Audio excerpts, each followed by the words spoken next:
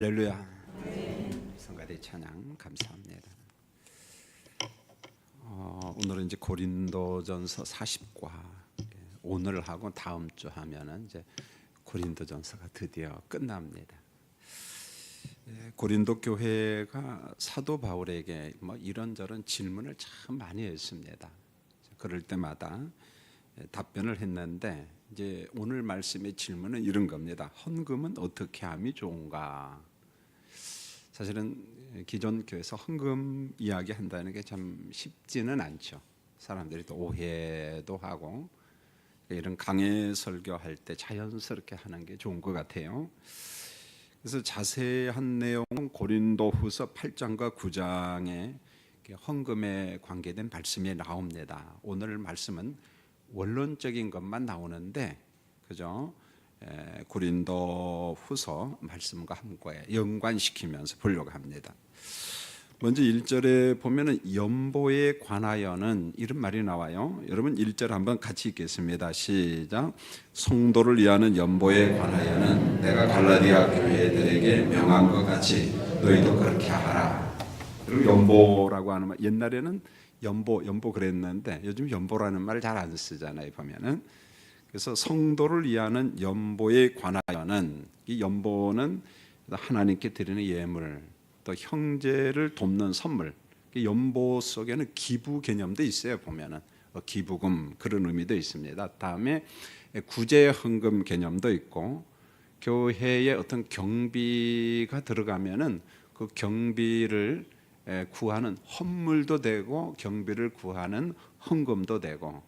그래서 연보라고 하는 말은 다양한 의미가 있는데 그저 오늘 성경에는 그저 헌금 그렇게 보면 좋겠습니다. 연보의 1차적인 핵심은 하나님의 백성들이 하나님으로부터 받은 은혜에 대한 감사의 드림이고 감사의 반응이라는 거예요. 내가 은혜 받았습니다. 그러면 은혜 받은 것에 대한 감사의 반응을 보이고 감사의 드림이 있어야 된다. 그런 말입니다. 특별히 사도 바울은 가난한 자들을 돕는 헌금을 참 많이 강조합니다. 굉장히 강조를 많이 합니다. 이런 논리입니다. 우리가 십자가와 부활의 복음을 믿음으로 의롭다 여김을 받았습니다. 여러분 예수 믿죠? 그렇다면 우리는 구원 받았어요. 의롭다 여김을 받았습니다. 그 정도에서 끝나면 안 되고 의롭다 여김 받은 성도로서 의인의 삶의 열매를 맺어라. 하나님의 말씀대로 행하고 실천하라. 그런 내용입니다. 만약에 우리가 구원받았는데 복음을 그 말씀대로 살아야 되는데 만약에 복음을 우리가 거부하고 복음대로 살지 못하고 순종하지 않는다 그러면은 고민이 돼요. 과연 이 사람이 구원받은 사람일까? 그래서 야고보 기자는 행함 없는 믿음은 무슨 믿음이라고 했어요? 죽은 믿음이다. 이렇게 이야기했거든요. 그래서 우리가 복음은 예수 믿고 구원받는다 옳습니다. 근데 그 정도에서 끝나면 안 되고 복음으로 살아가는 것까지. 그래서 예수님이 말씀하신 것처럼 소금이 되라 빛이 되라. 소금처럼 살아야 되고 빛이 되어야 된다는 거예요. 헌금도 그런 관점에서 사도 바울이 구제 헌금을 종종 강조를 합니다. 바울은 헌금을 통해서 이방인 기독교인들과 유대인 기독교인들이 서로 좀 교제하도록 코이노니아죠. 보면은 서로 좀 교제했으면 좋겠다. 그렇게 이야기합니다. 로마서 15장 26절을 보면은 예루살렘 교회가 참 어려웠어요. 예루살렘 교회가 환난과 핍박을 받고 이런저런 이유로 굉장히 어려웠습니다. 자, 이럴 때 로마서 15장 26절에 보면 마게도냐와 아가야 교회가 가난한 예루살렘 교회를 도왔다. 구제 헌금을 했다. 이렇게 말했어요. 여러분 마게도냐라고 하는 말은 굉장히 광범위한 땅입니다. 사실은요. 그래서 마게도니아 지역 안에 가장 유명한 교회가 빌립보 교회하고 데살로니가 교회예요. 보면. 그리고 아가야 지역은 어디냐면 마케도니아 밑에 지방.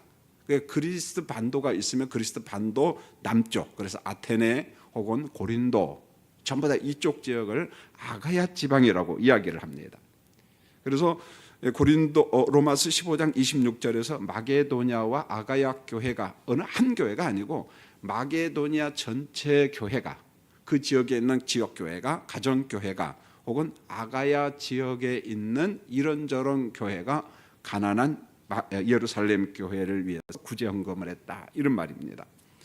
고린도후서 8장 4절도 헌금 이야기인데, 헌금으로, 이때 헌금은 구제 헌금입니다. 마게도니아 교회가 이걸 참 잘했어요. 어려운 중에도. 그래서 구제 헌금으로 예루살렘 교회를 섬기죠. 보면은 주로 가난한 사람들입니다. 사도 바울의 헌금의 원리도 언제나 이중계명이에요. 이중계명은 하나님을 사랑하라, 이웃을 내 몸처럼 사랑하라. 예수님께서 말씀하신 거거든요. 우리가 하나님을 사랑하는 방법 알잖아요. 이웃을 어떻게 사랑해야 될까 알잖아요. 모든 관점이 바로 그겁니다. 우리가 하나님을 사랑하고 이웃을 사랑하는데 그 사랑 안에 구제 헌금도 포함된다는 거죠. 무엇보다도 하나님의 은혜에 대한 반응이 감사 헌금으로 나타납니다. 카리스, 은혜 받은 사람은 하나님 앞에 감사 반응을 보이죠, 보면은. 그래서 고린도후서 8장에서 시종일관 강조하는 게 뭐냐? 은혜 받음과 헌금 드림이에요. 은혜가 먼저예요. 그리고 난 다음에 헌금을 드립니다. 그럼 문제가 없습니다. 근데 은혜를 받지 못했어요. 그러면 헌금을 드리려면 시험에 들 가능성이 많다는 것입니다. 그래서 은혜 받은 성도들이 자연스럽게 하나님 앞에 예물을 드릴 수 있어요. 감사할 수 있습니다. 고린도후서 9장에 보면은 헌금 드림의 정신이 나오는데, 자, 하나님으로부터 받은 은혜에 대한 감사의 반응이 어떤 식으로 나타나야 되는가? 여러분 고린도후서 9장을 한번 필까요? 자, 고린도후서 9장에 보면은 몇 가지 헌금할 때의 마음가짐이 나오는데, 자, 고린도후서 9장 5절 먼저 한번 읽겠습니다. 시작. 그러므로 내가 이 형제들로 먼저 너희에게 가서 너희가 전에 약속한 연보를 미리 준비하게 하도록 권면하는 것이 필요한 줄 생각하였느니 이렇게 준비하여야 참 연보답고 억지가 아니니라. 연보는 어떻게 하라? 준비하고 어떻게 하라? 억지로 하지 말아라, 이렇게 말합니다. 이게 연보, 헌금을 미리미리 준비하는 그 마음, 그게 참 좋아요. 보면은, 자, 두 번째로 고린도후서 9장 7절을 봅니다. 시작. 각각 그 마음에 정한 대로 할 것이요 인색함으로나 억지로 하지 말지니 하나님이 즐겨내는 자를 사랑하느니라. 자, 여기에 보니까 연보할 때, 헌금할 때 어떻게 하지 말라고요? 인색함으로 하지 마라, 이렇게 말합니다. 인색함으로. 자, 그리고 고린도후서 9장 11절 읽겠습니다. 시작. 너희가 모든 일에 넉넉하게 너그럽게 연보를 하면 그들이 우리로 말미암아 하나님께 감사하게 하는 것이라. 자, 어떻게 연보를 하라? 너그럽게. 그 다음에 고린도후서 9장 13절입니다. 시작. 이 직무로 증거를 삼아 너희가 그리스도의 복음을 진실히 믿고 복종하는 것과 그들과 모든 사람을 섬기는 너희의 후한 연보로 말미암아 하나님께 영광을 드리고. 자, 연보를 어떻게 하자고요? 후하게 하자는 거죠. 여러분, 우리가 하는 11조도 마찬가지고 감사, 성격, 구제, 헌금, 모든 드림, 헌금의 원리는 똑같아요. 먼저 은혜 받고 우리가 하나님 앞에 감사함으로 반응을 보여야 된다는 거예요. 그럴 때 억지가 아니고 인색함이 없고 너그럽게 할 수 있고 후하게 들을 수 있다는 거예요. 그런데 우리가 은혜를 받지 못한다면, 십자가의 은혜를 깊이 경험하지 못한다면 세상이 돈처럼 그냥 낸다는 게 얼마나 아깝겠습니까, 여러분요. 여러분, 12월 말쯤 되면은 저 사무실에 가가지고 행정 담당 목사님한테, 목사님, 나 금년에 헌금 얼마 했는가 한번 정산 좀 한번 떼어줘 보세요. 한번 보세요. 남들 볼 필요 없거든요. 아, 내가 어떻게 헌금했는가, 내가 억지로 했는가, 인색함이 많았는가, 아니면 너그럽게 했는가, 후하게 했는가. 한 12월 달 초쯤 되면은 제가 그걸 좀 떼어주라고 합니다. 나 얼마 했는가. 제가 저를 보는 거죠. 보면 왜요? 제 강단에서 늘 설교하는데 그저 교인들에게만 요구하고 저는 살짝 도망가면서 나쁜 사람이거든요. 보면은요. 자, 1절을 다시 보면은 이렇게 말합니다. 성도를 위하는 연보에 관하여는 내가 갈라디아 교회들에게 명한 것 같이 너희도 그렇게 하라. 여기 보면은 갈라디아 교회들에게 명한 것 같이 고린도 교인들아 너희도 그렇게 하라 이렇게 말하거든요. 그런데 우리가 갈라디아서 말씀을 자세히 읽다 보면은 구체적인 헌금 방법 말씀이 없어요. 그저 한 가지 있다면은 갈라디아서 2장 10절에 보면 이런 말이 있습니다. 가난한 자들을 기억하도록 부탁을 합니다. 갈라디아 교인들이요, 가난한 교인들, 이때 가난한 교회는 예루살렘 교회입니다. 예루살렘 교회가 너무너무 가난한데 그들을 좀 생각해 주세요, 기억해 주세요, 그리고 구제 헌금 좀 해주세요, 이런 말입니다. 갈라디아 교회들도 구제 헌금에 관한 관심이 참 많았습니다. 자, 이런 논리입니다. 보면은 우리가 짐작할 수 있는데 바울 서신을 통해서 바울이 개척한 교회, 주로 이제 바울과 실라와 디모데 목사님이 함께 다니면서 개척교회를 많이 합니다. 그런데 바울이 개척한 교회에 공통점이 하나 있는데 어려운 교회와 성도들이 있으면은 십시일반 주변에 있는 교인들이 구제 헌금을 했다는 거예요. 서로 헌금을 해줬다는 거예요. 이쪽 교회가 어려우면 여기서 해주고 저쪽 교회 어려우면 또 다른 교회에서 해주고. 그러니까 이런 공식입니다. 사도 바울 이꼬르 뭐다? 구제 헌금이에요. 이게 사도 바울의 목회 철학입니다.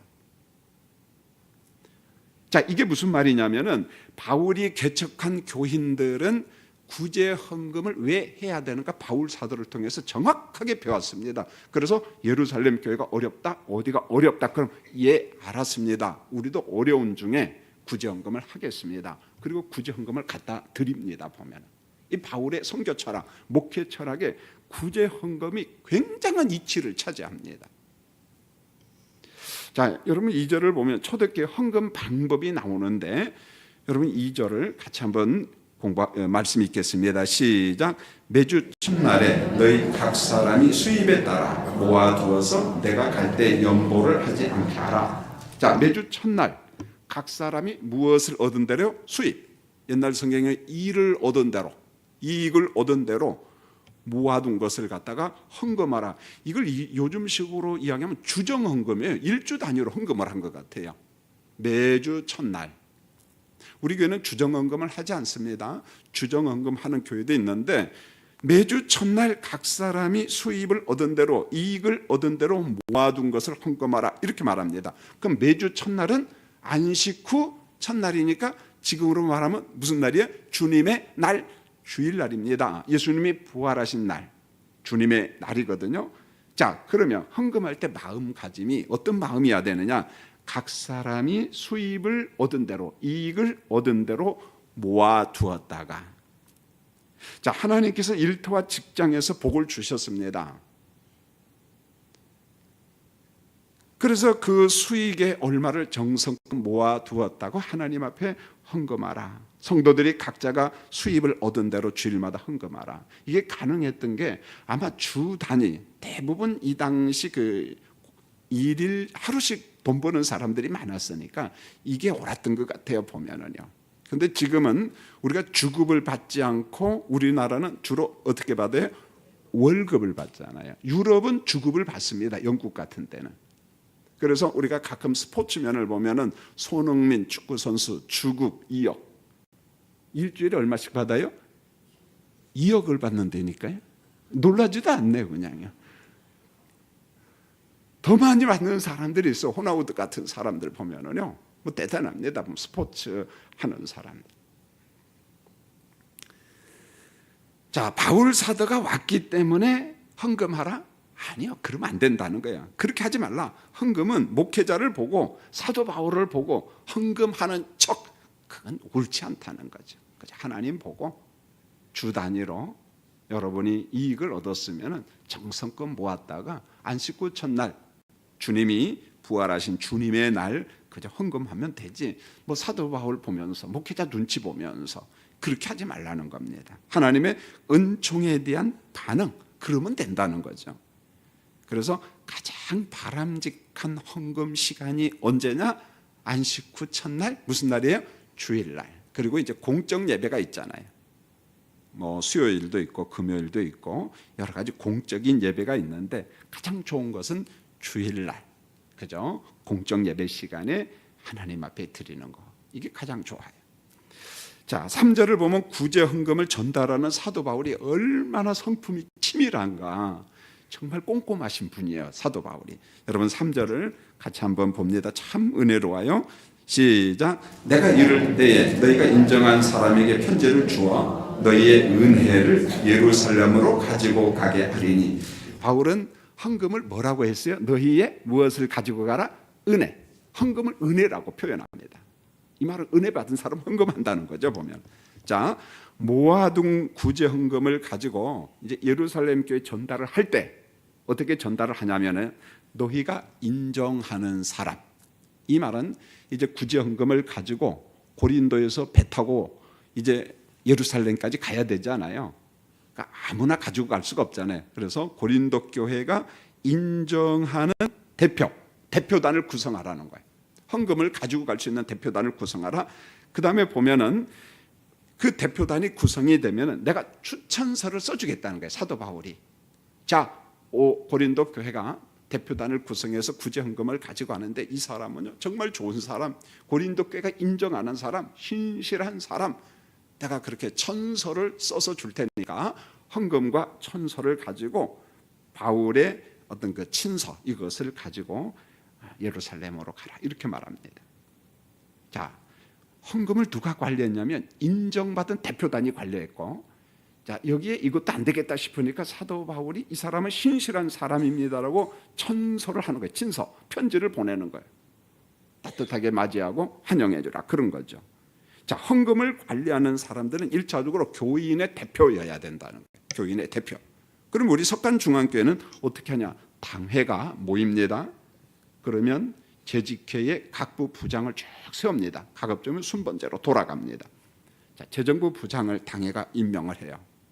그리고 차장 집사님을 임명을 합니다. 그 다음에 부원들은 재정부 부장 장로님한테 권한을 줍니다. 나와 같이 일하고 싶은 사람을 뽑는 거예요, 보면은요. 물론 재정의 은사가 있고 계산하는데 나름대로 은사가 있으면 좋지요, 보면은요. 재정부 부장을 하면 교회 형편을 자세히 알 수 있습니다. 여러분 잘 보세요. 내가 재정부 부장이 아니면은 그저 대충 합니다. 그런데 재정부 부장을 하면은 예결산 위원장이 되거든요. 예산을 편성해 봐요. 여러분 재정을 요청하는 것이 많을까요, 적을까요? 대다수. 손 벌리는 데는 많아요. 재정을 사용할 것도 적을까요, 많을까요? 많습니다. 그런데 재정은 어떻게 되어 있어요? 한정되어 있거든요, 보면. 한정된 예산을 가지고 집행을 한다? 재정부 부장이 아닐 때는 몰라요. 그냥 대충 합니다. 그런데 살림을 하다 보면은요, 단돈 10만 원도 여기에서 이쪽으로 옮겨야 되고 골머리가 아파요. 그래서 마치 교회 재정부장은 교회 살림을 하는 어머니하고 똑같습니다. 먼 발치에서 본 사람하고 개념이 전혀 달라요. 여기 김 목사도 외부에서 손 벌리는 사람들이 상당히 많아요. 거절한다는 것도 쉽지 않습니다. 최근에 어느 복지단체에서 전화가 자주 와요. 문자가 자주 옵니다.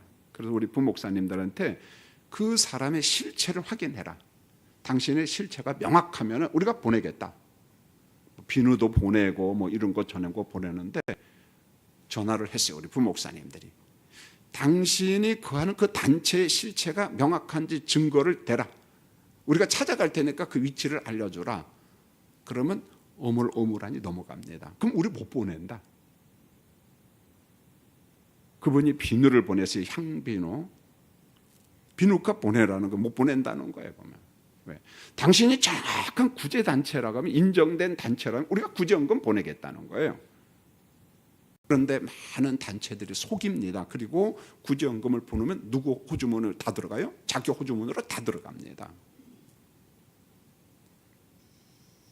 여러분 죄송합니다만 며칠 전에도 우리 고진석 선교사님한테 기도 부탁합니다 하면서 내용이 뭔가 이렇게 쭉 보니까 이분들은 고 선교사와 같이 사역하는데 필리핀 일로에서 온 사역자 같아요. 캄보디아에도 필리핀에서 온 사람이 있습니다, 선교사로.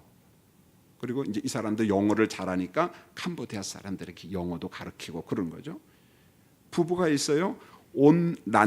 란다하고 미아 선교사 부부 같아요. 란다 미아. 근데 그 자녀 보니까 요한 고로신 만 4세. 2014년생인데 병명이 뭐냐면 낭포성 히그로마병. 이게 일종의 종양 암인가 봐요. 1차 수술을 했는데 2차 제거 수술을 또 해야 된다는 거예요. 근데 어차피 돈이 없잖아요. 그러니까 연락이 온 거예요. 목사님 좀 도와주세요. 자, 이런 유형의 편지가 요청이 많이 온다는 거예요. 그걸 다 받아들일 재정이 없다는 거예요, 보면은요.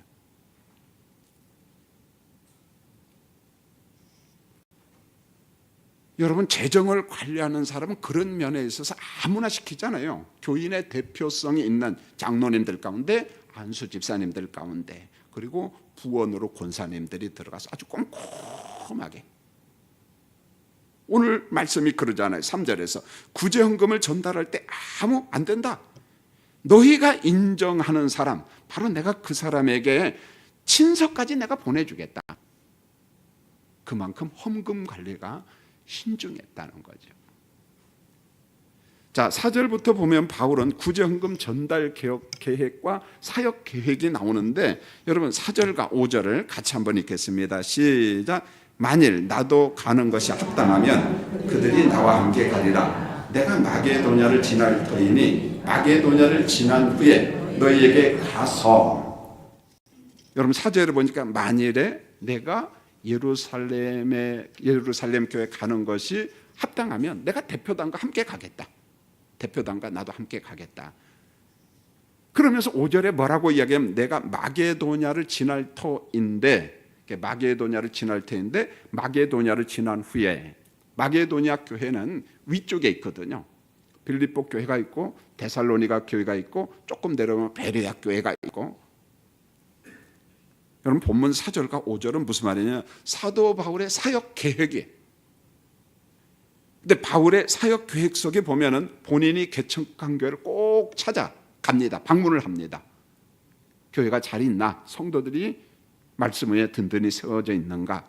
그래서 마게도냐 교를 먼저 내가 돌아보고, 그리고 그리스도 반도 저 남쪽에 있는 내가 고린도 교회 갔다가 허락이 되면은 내가 예루살렘 교회도 내가 가겠다, 이렇게 말합니다.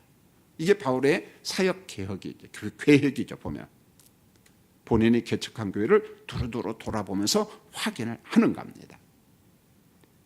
자, 6절에 이렇게 말합니다. 어쩌면 내가 고린도 교회에 머물면서 겨울을 보낼 수도 있다. 그러면서 중요한 요청을 하는데, 여러분 6절을 같이 한번 볼까요? 시작. 혹 너희와 함께 머물며 겨울을 지낼 듯도 하니 이는 너희가 나를 내가 갈 곳으로 보내어주게 하려 함이라. 내가 겨울을 지난 다음에 뭐라고 이야기하냐면 너희에게 내가 갈 곳으로 보내어주게 하려 함이라. 그러니까 내가 어디 사역지로 갈 텐데 그 사역지로 가도록 여러분들이 좀 도와주라, 그런 거예요. 협조해 주라는 거죠. 지금 바울이 고린도 교인들에게 도움을 요청하고 있어요. 내가 선교 여행을 하는데 뭐가 필요하냐? 음식이 필요하다, 돈이 필요하다, 재정, 동역자가 필요하다. 그러므로 고린도 교회가 좀 지원 좀 해줘라, 이런 말입니다. 여러분 초대교회 시대 때 혼자 선교 여행을 다닌다? 거의 불가능했습니다. 주변에 항상 죽음의 위험이 도사리고 있어요. 보면은요, 여러분 어떤 위험이 있었는가? 혼자면은 죽습니다. 감당 못합니다. 그래서 사도 바울이 고린도후서, 여러분 한번 볼까요? 어떤 위험 계속 나오는데, 고린도후서 11장 23절은 그냥 넘어가고요, 24절도 그냥 넘어가고. 자, 여러분 25절을 보면은요, 3번 태장으로 맞고, 한 번은 돌로 맞고, 3번 뭐 타고요? 파선하고. 파선은 어디서 죠? 배가? 바다에서. 혼자 여행할 수 있나요? 선교여행? 못한다는 것입니다. 자, 일주야를 깊은 바다에서 지냈으며 바다의 위험이 있다는 거죠. 여러분 여행하면서 강의 위험과 누구를 또 만나요? 강도의 위험. 사람들이 다니고 장사하는 사람들이 다니면 거기 강도들이 있어갖고 돈 빼앗는다는 것입니다. 혼자는 못 다니는 거예요, 여러분. 강도의 위험이 있고, 동족의 위험과 이방인의 위험과 시내의 위험과 광야의 위험과 바다의 위험과 광야의 위험. 요소 위험 요소가 너무 많다는 거죠. 혼자 선교 여행을 못 다니는 거예요. 그래서 바울의 선교 여행을 보면 항상 동역자와 함께 가는 거예요. 함께 갑니다. 선교 여행에 필요한 물질, 재정, 동역자, 고린도 교회가 좀 지원해 줘라, 이런 말입니다. 동역자가 있어야 되죠. 그 다음에 7절에 보면은 이렇게 말합니다. 여러분 7절 한번 읽겠습니다. 시작. 이제는 지나가는 길에 너희 보기를 원하지 아니하노니 이는 만일 주께서 허락하시면 얼마 동안 너희와 함께 머물기를 바람이라. 지나가는 중에 이제 잠시 한 며칠 동안 머물다 가는, 나 이제 그거 안 하겠다는 거예요. 만일 주님이 허락하면 얼마 동안 너희와 함께 머물기를 원한다. 좀 오래도록 있으면서, 왜요? 고린도 교회는 분쟁, 파벌이 많아요. 신앙의 문제가 많습니다. 내가 오랜 동안 머물면서 제대로 신앙을 가르치고 말씀을 가르치고 안정시키고 싶다, 그런 말이죠. 그런데 중요한 건 뭐냐? 주님이 허락하시면, 이렇게 말합니다. 주님이 허락하시면. 모든 사역 하나하나가 주님이 인도하심, 성령의 인도하심. 어느 때는 막 사탄이 막아요. 회방을 합니다. 그럴 때마다 주님 인도해 주세요. 이게 바울의 선교 사역이었습니다. 여러분 8절에 보세요. 이렇게 말합니다. 자, 얼마까지는 어디에 있겠다. 언제까지는? 시작. 내가 오순절까지 에베소에 머물려 하면. 여러분 오순절 잘 하죠? 오순절을 성령이 어떻게 해요? 강림했잖아요. 그래서 성령 강림절이라고 이야기하고, 성령 강림절, 오순절 혹은 맥주절이라고도 합니다. 맥주절. 그러면 에베소에 머무는 이유가 뭐냐? 여러분 9절을 읽겠습니다. 9절 시작. 내게 광대하고 유효한 문이 열렸으나 대적하는 자가 많으니라. 에베소 지역에 선교의 문이 활짝 열렸다는 거예요. 뭐라고 이야기합니까? 광대하고 유효한 문이 쫙 열렸다. 복음 전하기 찬스다, 기회다. 그런데 마냥 즐거운 건 아니에요. 바울의 선교를 대적하는 자들이 기다리고 있어요. 에베소를 선교하는 일의 가장 큰 장애는 뭐냐면 아데미 신전이었어요. 그리고 신전 옆에서 장사하는 은장색들. 그러면 아데미 여신인데 에베소를 이 여신이 지켜준다. 에베소 사람들은 그렇게 믿었어요. 그래서 아데미 여신은 어떤 신이냐면은 달의 신, 달. 그 다음에 어떤 신이냐면 수렵의 신. 그런데 모든 이방 신의 특징은 풍요입니다. 달리 말하면은 바알 신하고 성향이 다 똑같다는 말입니다. 풍요의 신이고 여자의 신이고 성의 신이고. 근데 아데미 신전에서 일하는 사람들과 신전을 중심으로 해서 은장석으로, 은으로 여신을 만들어 갖고 돈 받고 팔았거든요. 제법 수입이 좋았습니다. 근데 이 사람들이요, 아데미 신은 신이 아니고 아무것도 아니다. 바울이 와서 복음을 전하니까 난리가 나는 거예요. 장사가 안 되니까. 그 막 바울을 대적하잖아요. 보면 하나님의 복음을 전하지 못하도록 소란을 피웁니다. 그런데 사도 바울은 이것을 어떻게 보냐? 사람과 사람과의 싸움이 아니라 악한 영들과의 싸움이라고 에베소 6장에서 그렇게 이야기합니다. 우리의 싸움은 혈과 육과의 싸움이 아니라 무엇과의 싸움이라?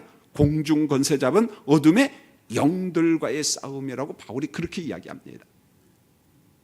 단순히 아데미 신전에서 일하는 직원들, 은장색을 파는 장사하는 사람들과의 싸움이 아니라 그 배후에는 누가 있다는 거예요? 사탄이 있다는 거예요. 어둠의 영들이 바울로 하여금 복음을 전하지 못하도록 집요하게 공격한다는 거예요. 바울은 그걸 분별했어요. 바울은 은사 중에 영들 분별의 은사를 받은 사람이거든요. 그래서 우리의 싸움은 사람과 사람과의 관계가 아니다. 영적 전투다라는 거죠. 영적 전투다. 자, 바울은 이제 고린도 교인들에게 디모데 목사님을 보내면서 뭐라고 부탁을 하는가? 여러분 10절을 한번 볼까요? 10절입니다. 시작. 디모데가 이르거든 너희는 조심하여 그런 두려움이 없이 너희 가운데 있게 하라. 이는 그도 나와 같이. 이 말을 보면 바울의 그 안타까움, 그러나 성령이 주신 영적 권위를 가지고 이제 말씀을 하지요.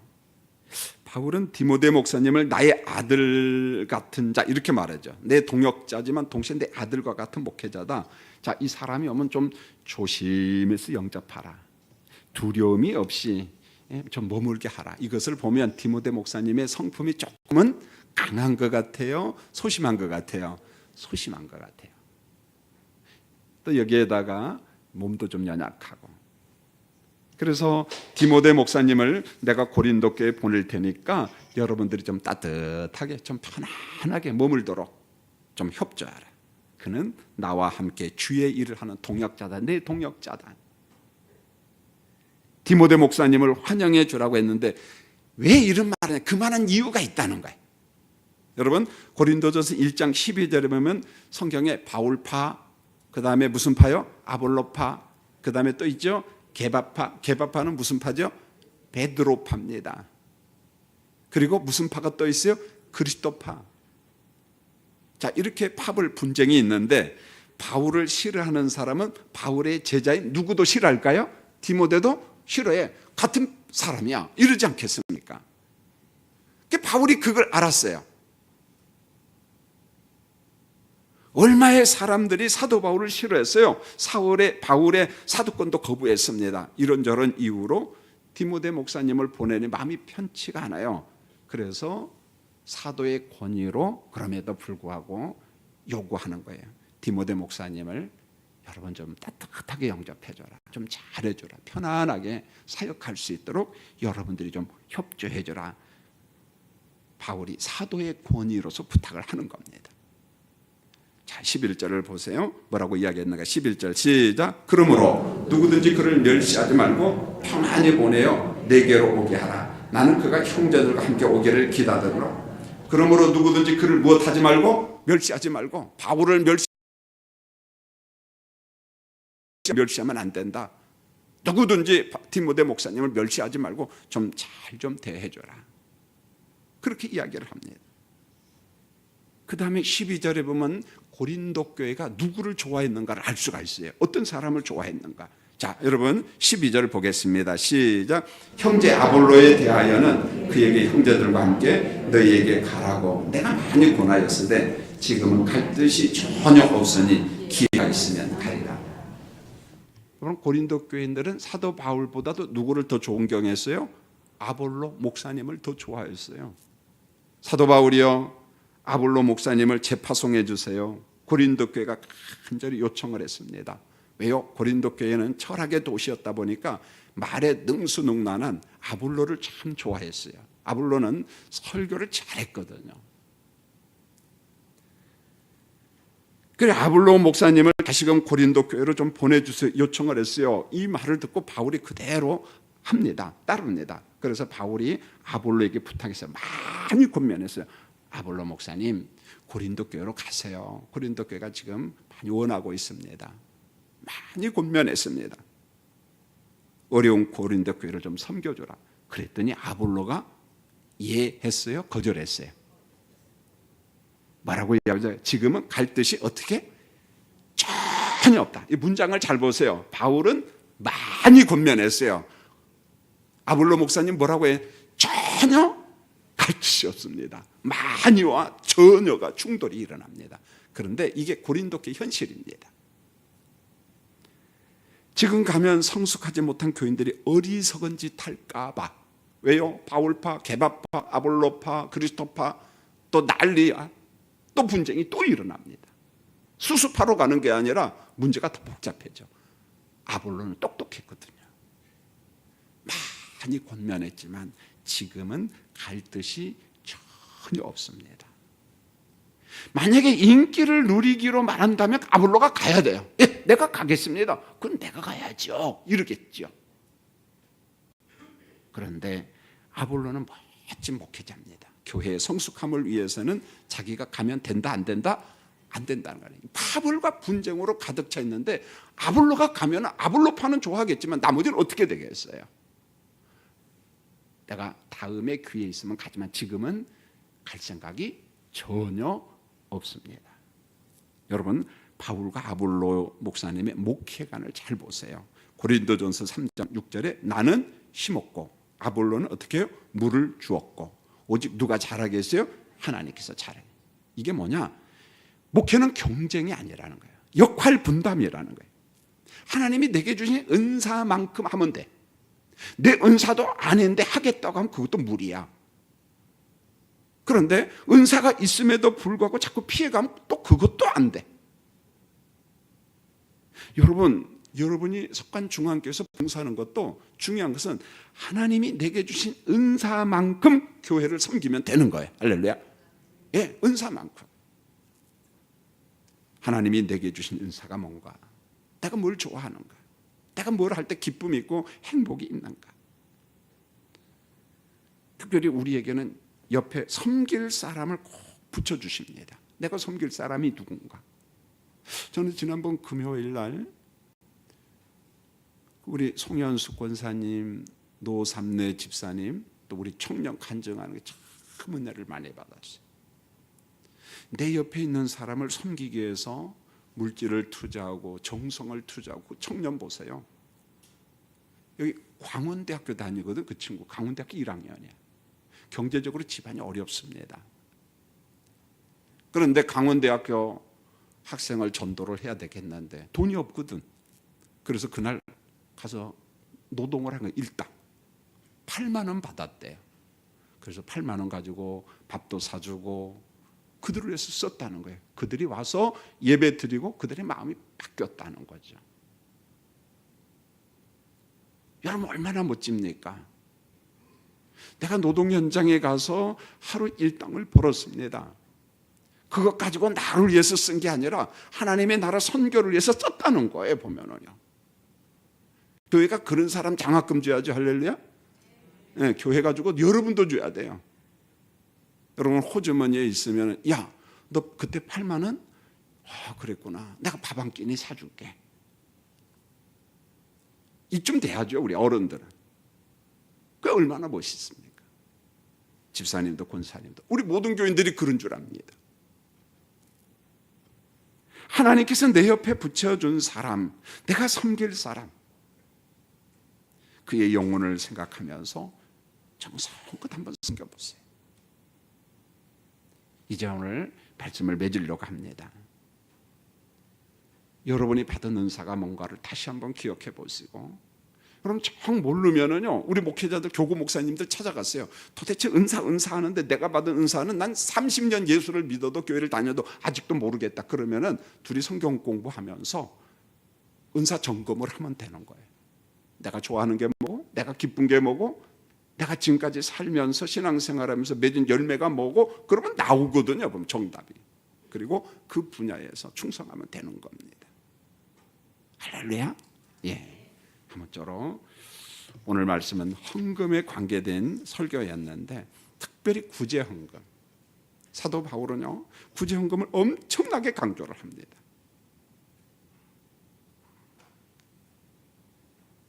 헌금은 은혜에 대한 반응. 내가 은혜 받았다 그러면 감사가 저절로 나와요. 은혜에 대한 반응, 감사가 없다는 것은 내 신앙 한번 점검해 봤으면 좋겠어요. 반드시 은혜 받으면 그 은혜에 대한 반응이 나타나도록 되어 있는 거예요. 자, 오늘 저녁에 우리 제2권사의 선교 목적으로 써주세요. 목적 헌금 이렇게 했네. 아마 총회를 한 것 같아요. 감사합니다. 2학기 구역